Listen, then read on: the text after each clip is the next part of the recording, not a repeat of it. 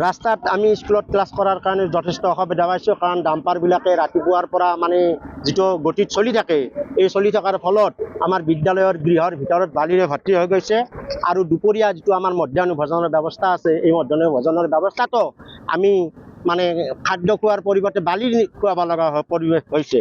গতিকে এই ক্ষেত্ৰত আমি ডাম্পাৰবিলাকক মানে সকীয়া দিব বিচাৰিছোঁ, তেওঁলোকে চলক, আমাৰ কোনো আপত্তি নাই। নীতি নিয়মৰ মাজত যদি ডাম্পাৰ চলে আমাৰ ক'ব লগা একো নাই। অথচ 3বাৰ দিনটোৰ ভিতৰত যদি পানী দিয়ে, তেতিয়াহ'লে আমাৰ যিটো বালিৰ সমস্যা, ধূলিৰ সমস্যা, এইটো কিছু পৰিমাণে হ্ৰাস হ'ব বুলি আমি ভাবিছোঁ। গতিকে এতিয়া আমি আজি এইটো আমাৰ স্কুলৰ ফালৰ পৰা আমি দাবী জনাইছোঁ, আমাৰ মানে চেনেলৰ জৰিয়তে। অৰ্থাৎ আমি এইটোৱে ক'ব বিচাৰিছোঁ, যাতে অন্ততঃ 3 টাইম যাতে পানী মাৰি অন্ততঃ আমাৰ পৰিৱেশ অলপ সুচালভাৱে কৰি তোলে। আৰু এই ক্ষেত্ৰতে আমি ৰাস্তাত ওলাই আহিছোঁ। আজি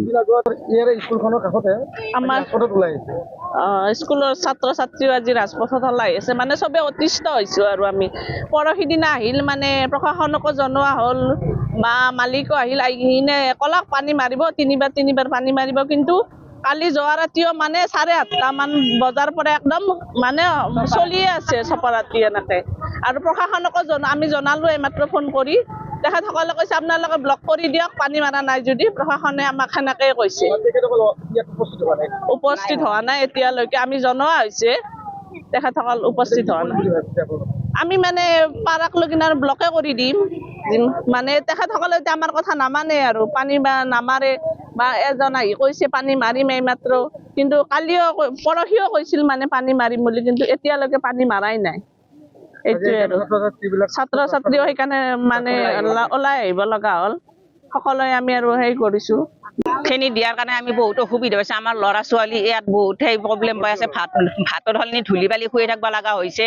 তেওঁলোকক আমি 3 দিনে প্ৰতিবাদ কৰাৰ পিছতো তেওঁলোকক আমি মানাব পৰা নাই। পুলিচ প্ৰশাসনে আমাৰ কথাটো মানি লোৱা নাই। তেওঁলোকে হ'ব দে বুলিহে ক'লে। তেওঁলোকে আজি 3 দিনে এটি পানী নিদিলে।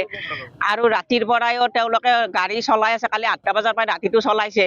চলোৱাৰ পিছতো পানী দিম বুলি ৰাতিপুৱা এখনক ক'লোঁ, কওঁতে কৈছে হ'ব বাইদেউ পানী দি আছে এনেকৈ ক'লে। তাৰপিছত পানী দিয়া নাই। আৰু এতিয়া 11টা বজাত লাষ্টত চলিবিলাক ওলাই আহি পিনে বন্ধ কৰি দিয়া হ'ল। তেওঁ পুলিচ প্ৰশাসনে কৈছে বন্ধ কৰিহে থাকক আপোনালোকে। তেওঁলোকে আমাৰ একেই বৰ্তমান আহি পোৱা নাই এতিয়া নগেলি। সেইকাৰণে ভিতৰত গেলি ধূলি মালে মানে আমাৰ ল'ৰা ছোৱালীখিনি বৰ্তমান বাহিৰত থকা পৰিৱেশ নাই। আৰু যিটো গাড়ী চলাই ভিডিঅ' কৰি থলে গমে পালাক হয়, ধূলাত চলিবিলাকক দেখাই নাপায়। আমাৰ বৰ্তমান চলি যে স্কুলত পঢ়ি আছে, এই পৰিৱেশটো তাৰমানে একদম দেখা নাপায়। 2-3খান একেলগে গুচি গ'লে একদম চলিবিলাকক দেখা নাপায় আৰু তাতে চলি আছে না নাই স্কুলখনত। এই পৰিৱেশটো তাৰমানে গমেই নাপায়। আৰু